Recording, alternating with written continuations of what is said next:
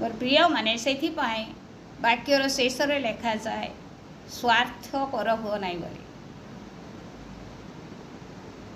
स्वार्थपर कहले से जगह तो निश्चय लिखा जाए जे अन्य मानकर उदाहरण रक्षार परित्राण कारण है निमंते किंतु आ गोटे पक्षरे आम जदि चिंता करवा स्वार्थपर कहले आमे कौन करूँ आम निज निमंते केवल चिंता करूँ परमेश्वर का निमंत नुह। आउ ए भितर मु चिंता करुली 2-3 दिन भितर जे मु गोटे विषय भावुली आमे प्रभु को ग्रहण करी साधारण भाव आमे जे ठीक अच्छी खाली ग्रहण करूँ आउ केबे इच्छा लगिले आमे उपासना जीवा केबे इच्छा लगिले बाइबल अध्ययन करवा केबे इच्छा लगिले आम प्रार्थना करवा केबे इच्छा लगिले सहभागिता करवा यही प्रकार जदि चिंता करूँ ताहा भूल अटे। मु मध्य जदि से प्रकार चिंता करूँ ताहा भूल करूँ। मोर प्रिय माने सबु बेले आमनकर सृष्टिकर्ता आमनकर पितांकर सहित उत्तम संपर्क रहिबार आवश्यक रही। जदि आम प्रभुंकर सहित उत्तम सहभागिता आम सहभागिता विषय निश्चय अध्ययन कला आज आम जदि उत्तम सहभागिता चाहू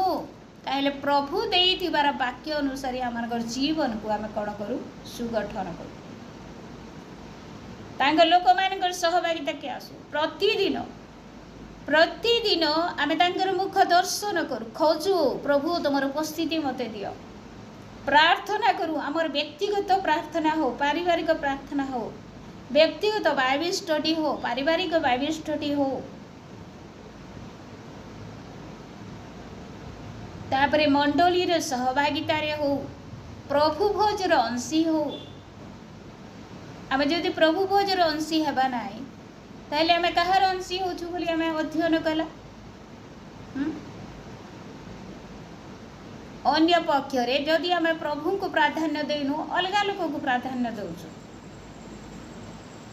आ किए सेटा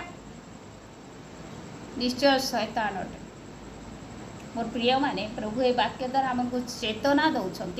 आमे जदि प्रभु को जानिछु एक भल प्रभुंकर संतान हे बनछु निश्चित स्वर्ग मो निमंते अच्छी निश्चित मो परित्राण को धरी रखी निश्चित मो विश्वास रे स्थिर रही